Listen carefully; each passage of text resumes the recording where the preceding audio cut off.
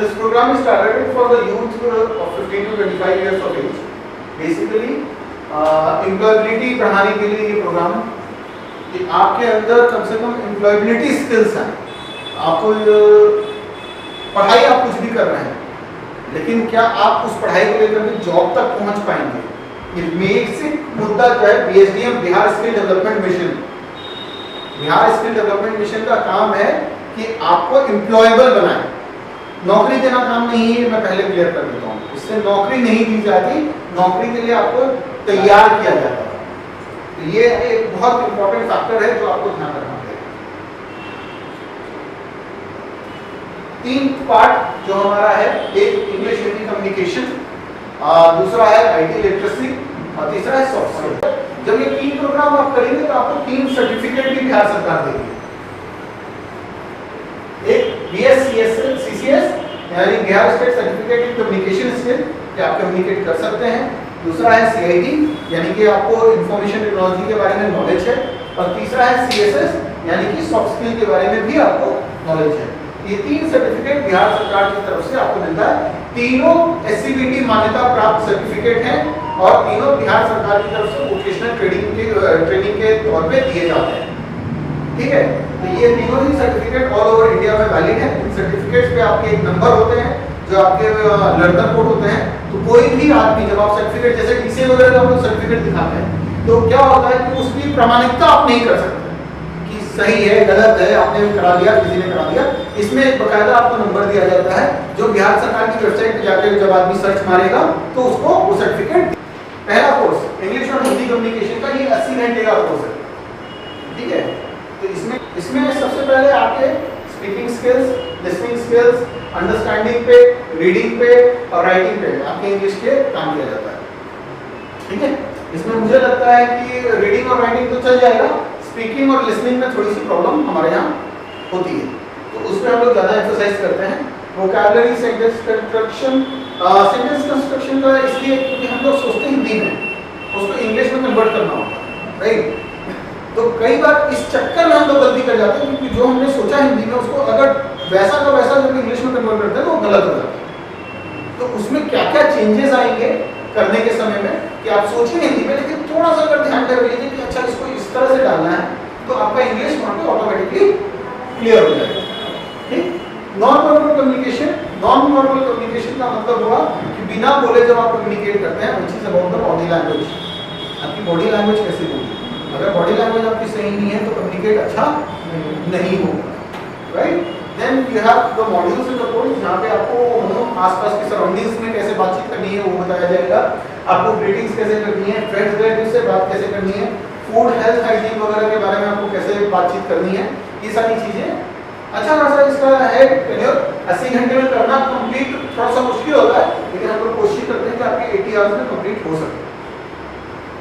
IT skills जो पहला वाला था 80 घंटे का, ये हमारा 120 घंटे का है.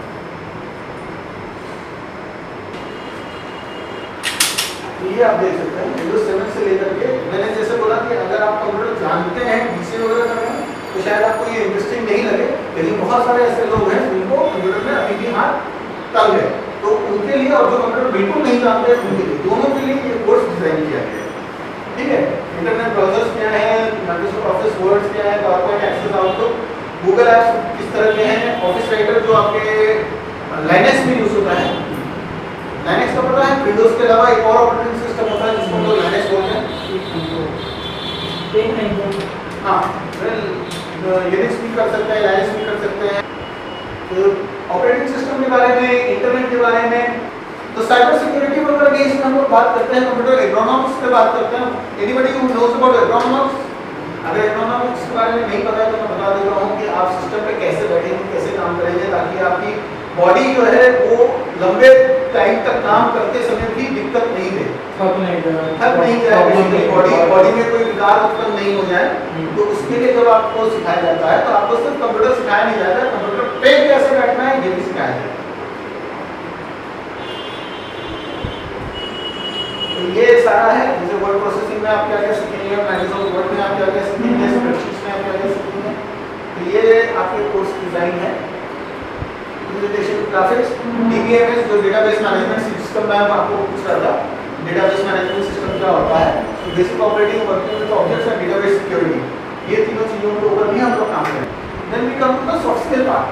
Soft skill part for life skill for workplace, ये 40 घंटे का होता है। इसमें इस वाले मेंशन करना मैं भूल गया, पहला वाला 80 घंटे का था, दूसरा वाला 120 घंटे का था, तीसरा वाला 40 घंटे का था।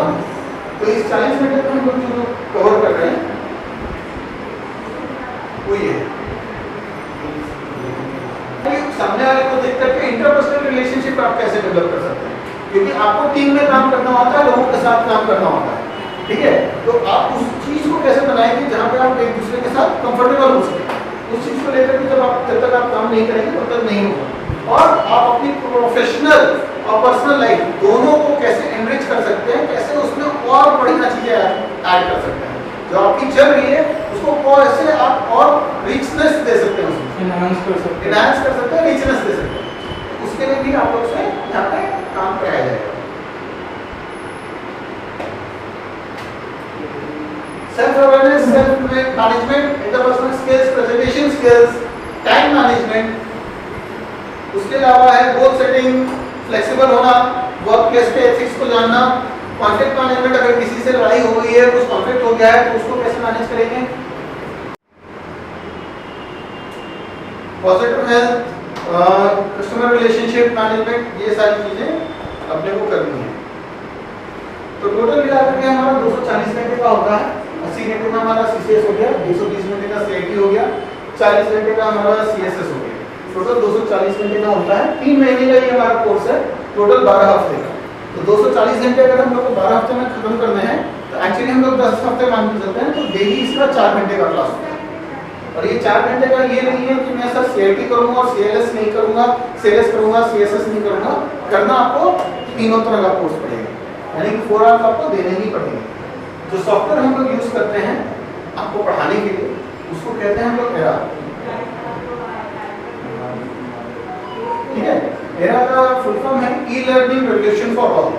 ये बहुत हम लोगों ने क्लासेस कर ली, जो थ्योरी बेस्ड क्लासेस होती हैं। उसके अलावा हम लोग जो है ई लर्निंग पे आएंगे, यानी कि कंप्यूटर बेस्ड क्लासेस कैसे होती है। अभी आप लोग ऑनलाइन क्लासेस के बारे में सुन रहे होंगे, तो थोड़ा सा ऑनलाइन क्लासेस को भी आप देखेंगे, और उसमें ऑनलाइन क्लास में सिर्फ आप सुनते हैं, आप कुछ करते नहीं कंप्यूटर पे। यहाँ पे आप साथ साथ कंप्यूटर पे करेंगे भी। सिस्टम ये होता है कि जैसे अगर आपकी 80 घंटे की क्लास है तो 2 पार्ट में डिवाइड होती है। 40 घंटे आपका थ्योरी होता है और 40 घंटे आपका प्रैक्टिकल होता है, ताकि आप जो सीखेंगे वैसा का वैसा आप जाकर के प्रैक्टिस भी करेंगे उसी दिन। ऐसा नहीं है कि मेरे को 2 दिन बाद करना है, और इनफैक्ट उसी दिन आपका एग्जाम भी होगा। उस जो चीज आपने सीखी है उसके ऊपर उसी दिन एग्जाम होगा, ताकि हमें भी पता चले आपने उस दिन सीखा कि नहीं, और आपको भी पता चले कि मैंने जो किया था आज दिन भर क्लास 4 घंटे का, 4 घंटा मेरा यूटिलाइज हुआ कि 4 घंटा मेरा वेस्ट हो गया। तो ये ऐसा नहीं है कि आप आए, क्लास किए और चले गए। बकायदा आपको डेली मार्क्स मिलेंगे। डेली मार्क्स में आप जो पढ़ते हैं, जो क्लास करते हैं, उसके बेसिस पे मार्क्स मिलेंगे। आप कितने इंटरेक्टिव होते हैं क्लास में, उसके बेसिस पे भी मार्क्स मिलेंगे। कितना आप लैब कर पाते हैं, कितना बढ़िया से कर पाते हैं, उस पर भी मार्क्स मिलेंगे। तो ये मार्किंग आपके लिए इम्पोर्टेंट है, साथ साथ मेरे लिए भी इम्पोर्टेंट है। क्यों मेरे लिए इम्पोर्टेंट है कि अगर बच्चा सीखेगा नहीं तो उस दिन उसका मार्क्स कम हो जाएगा। जितना मार्क्स उसका कम होगा उतना मुझे मेहनत करनी पड़ेगी उसको पास कराने के लिए। तो मेरा हर दिन का क्लास इम्पोर्टेंट है, और हर दिन का क्लास मेरे को ढंग से कराना पड़ता है। तो ये भी नहीं है कि आप 4 दिन अगर नहीं आए और 5वें दिन आए, तो मॉड्यूल कुछ इस तरह से बनाया हुआ है कि अगर आप एक दिन का कोई कारण से आपका मॉड्यूल छूट भी जाता है उस दिन का, तो दूसरे दिन का जो मॉड्यूल चालू होगा वो आप कंटिन्यू कर सकते हैं, क्योंकि वो एकदम सेपरेट मॉड्यूल होगा, जो वो पहले से लिंक नहीं होगा।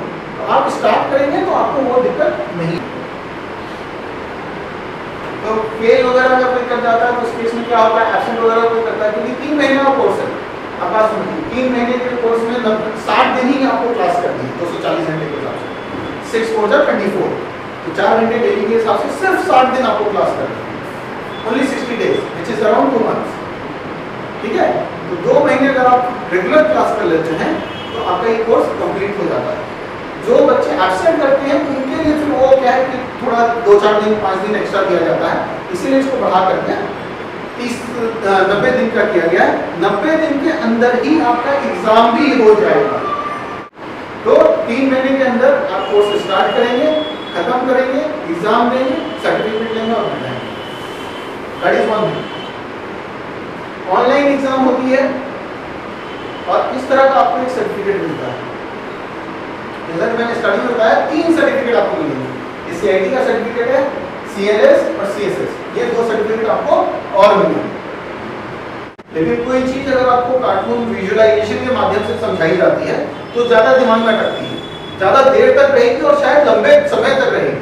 तो इसीलिए इस चीज को यूज किया गया है कि आपको चीजें ज्यादा ऑडियो विजुअल इफेक्ट जो है हमारा, हम लोग क्या होता है कि हम लोग अगर कोई कहानी सुना रहा है, लेट्स से कोई हमें छोटे में कहानी सुना रहा है तो हमें अपनी कहानी याद नहीं रहती, लेकिन अगर कोई पिक्चर हमने देख ली तो वो याद रह जाता है, होता है, क्योंकि वो सामने हमने अपने सामने वो घटित होते हुए देख लिया, अपने सामने वो पूरी रील देख ली।